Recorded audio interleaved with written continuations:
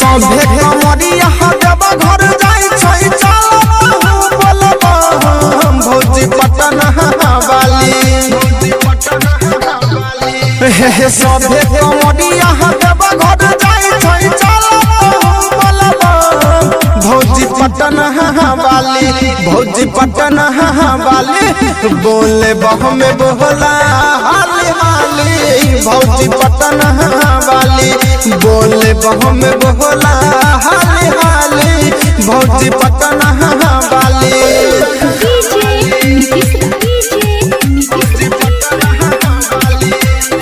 माँ Bhagwati recording studio Bakhri Shahzadpur Nawada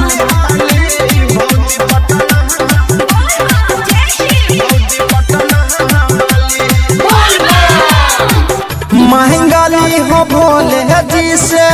दुई गो भतीजा यहाँ बड़ी सावन में है भौजी बनाई दी हो चाचा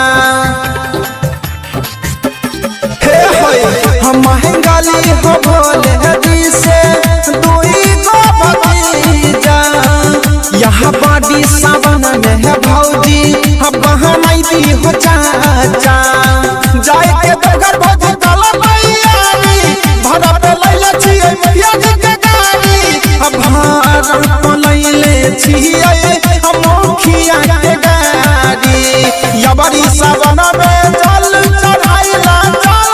भौजी देव घर भौजी पटना वाली भौजी पटना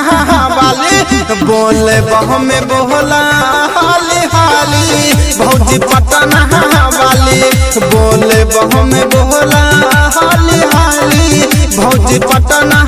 वाली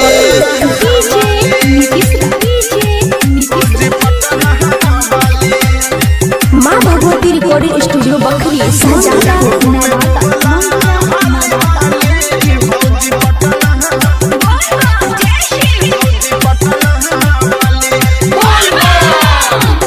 रीमा झीमा बरस छै भौजी सावन के फहार रहे बहारा भीड़ चल छै भौजी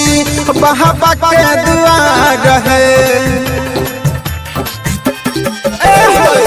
रीमा झीमा बरस छै भौजी सावन के फहार रहे बहारा भीड़ चल छै भौजी बहाबा के दुआर रहे जाय के देवघर भौजी काला मैयारी भरा पलैले छियै जल्दी के गाड़ी भरा पलैले छियै सुमन के गाड़ी यबरी सावन में जल चढ़ाइला चल भौजी देव घर भौजी पटना वाली भौजी पटना वाली बोले बह में बोला हाली हाली भौजी पटना वाली बोले बह में बोला हाली हाली भौजी पटना वाली।